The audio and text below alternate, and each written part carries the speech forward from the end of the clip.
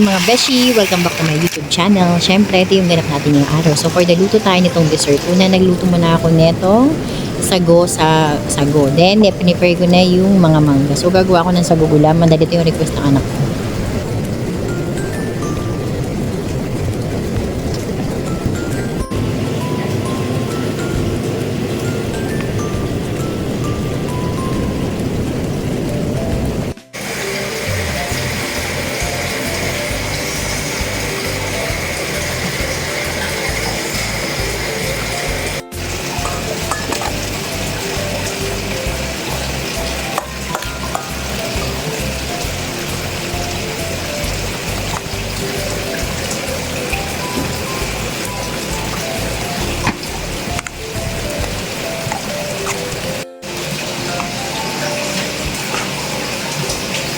Then, after ko yan magwabeshi, siyempre, i-ref natin yan para mamayang gabi pag kinain natin, malamig na siya. So, yan yung dessert natin for dinner.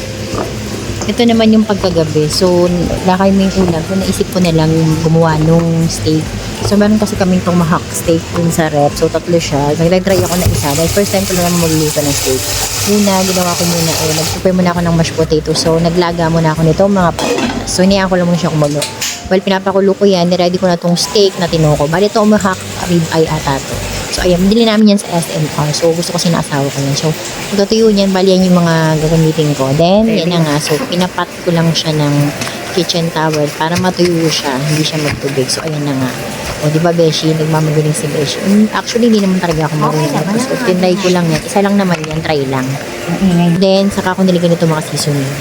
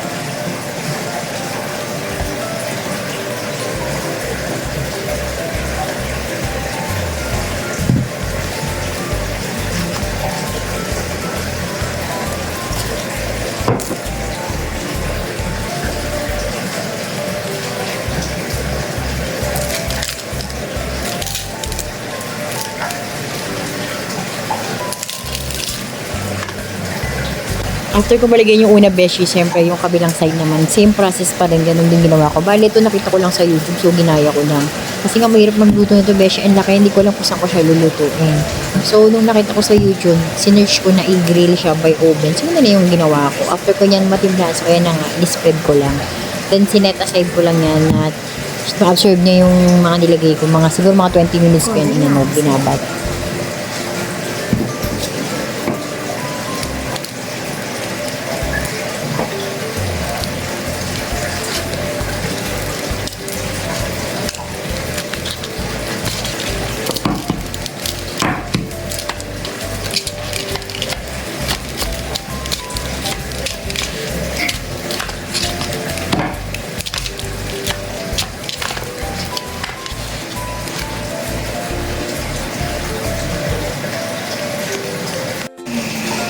So, ayan na nga yung kinalabasan niya, beshi. Na-absorb nyo na yung mga nilagay ko dyan kung ano-ano.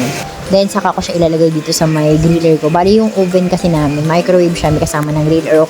Ayan nga. So, di ako na lang gagawin kasi nga, di siya pwede dun sa kawali kagad. So, una, nilagyan ko muna siya ng olive oil. Bali, ito, beshi, base lang to dun sa nakita ko sa YouTube na pinanood ko dun.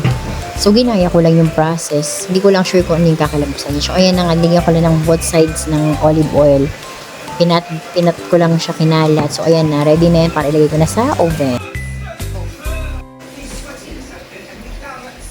So, ayan na nga. Nilagay ko siya sa oven. Maligayin yung una kong ginawa. So, nung paglagay ko, tinakpan ko na. Nakita ko kasi dun sa pinanood ko, 90 minutes by oven. So, ginawa ko 45 minutes lang muna sana. Yung unang sa harapan. Then, ito 45 ko yung sa ilalim uli. Eh, kaso pinaligtad ko na besh, iniba ko na lang kasi baka mamaya maiba yung luto. So, habang in-oven ko yun, ginawa ko na yung mashed potatoes. Ayan na nga.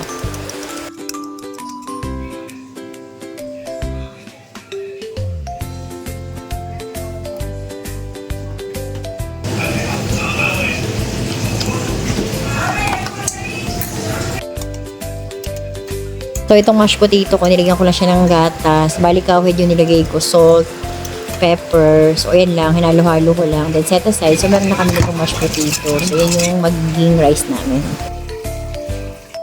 So, ayan na nga, beshi. Bali, napaisip ako kasi nga pala grilling to sa oven. So, 20 minutes yan na yung sa harapan niya. So, binaligtad ko na siya for another, yung natitirang oras. So, binalik ko na lang uli sa microwave yan.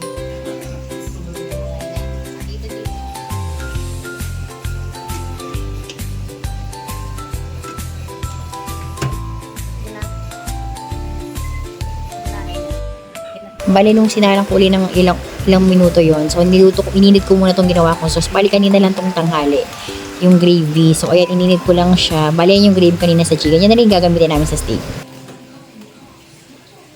So, ayan na nga, naluto na. Bali, hindi ko na tinod 45 minutes. Siguro mga 35 minutes ko lang ginawa. Kasi parang nag-aalangan ako. So, ayan yung kinalabasan niya. Mukhang masarap, diba? Hindi tayo masyadong perfect yan. After nyan, nag-init na ako ng kawali. Bali, kasi sa napanood ko, pinainit ko na ng sobrang init yung kawali bago ko nilagay yan. Bali, olive oil yung nilagay ko dyan. Bali, ayan, binabalik-baliktad ko lang. Then, naglagay na ako nitong butter. So, pagkalagay ko ng butter, sinabay ko na rin yung bawang. So, 1 minute kada side yan, besh. Hindi ko na masyadong niluto kasi naluto na siya sa oven eh. So, yan na yung kinalabasan niya.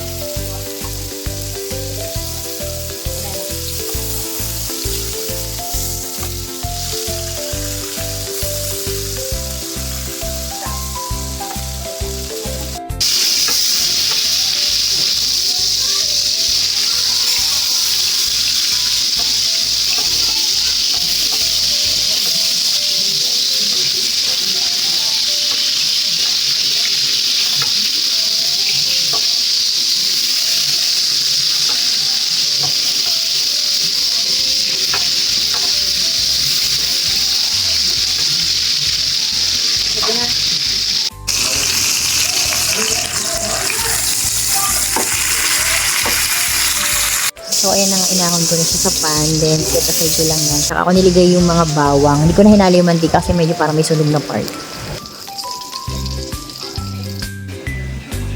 So, ayan na, beshi. Nasalba natin yung steak natin na rib eye tomahawk. So, ayan na, hiniwa ko na siya doon. O, diba, kakita mo, parang ang sarap-sarap niya tingnan. So, ayan na nga, hiniwa ko lang siya sa maliliit. So, parang na-overcook ko siya. Kasi nga, first time ko lang naman. Pero okay naman. Kung tinikman namin, malasa naman tsaka sakto lang. Medyo makunat na siya. Pero kaya rin, sa susunod na gagawa ko, alam ko na yung gagawin ko. So, not bad na para sa first time kasi nasarapan naman sila.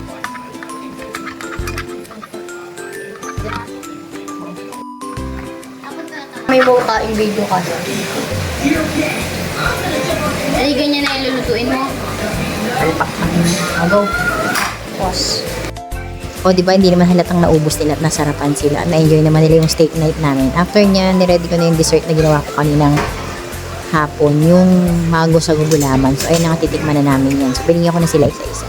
Syempre, beshi, pasado to. Ang sarap ng pagkain naman ngayong araw. So, yan lang naman ang ating vlog for today.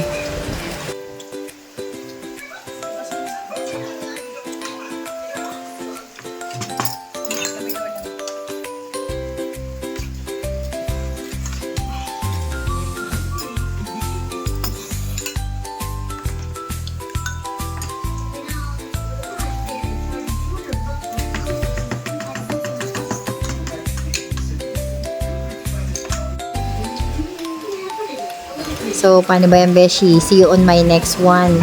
Sa susunod na vlog na lang ulit. Bye!